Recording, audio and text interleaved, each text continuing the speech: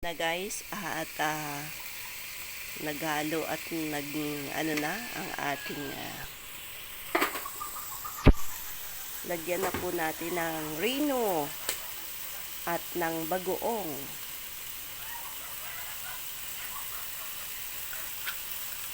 Matikman po natin ang masarap na binagoong ang baboy na may specialty na rino. Sige po. At ilalagay din po natin ang konting bagoong. Lagyan mo ng konting bagoong. Sige po, bitawan nyo na.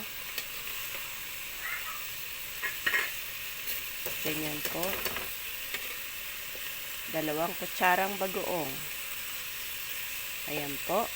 Okay na. Thank you.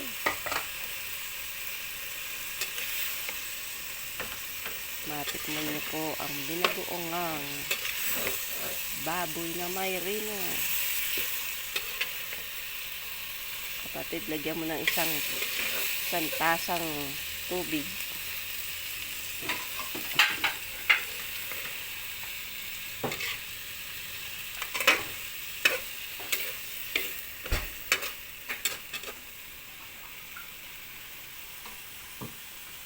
Yan. Okay, may paminta po ba tayo? Samahan po natin ang paminta.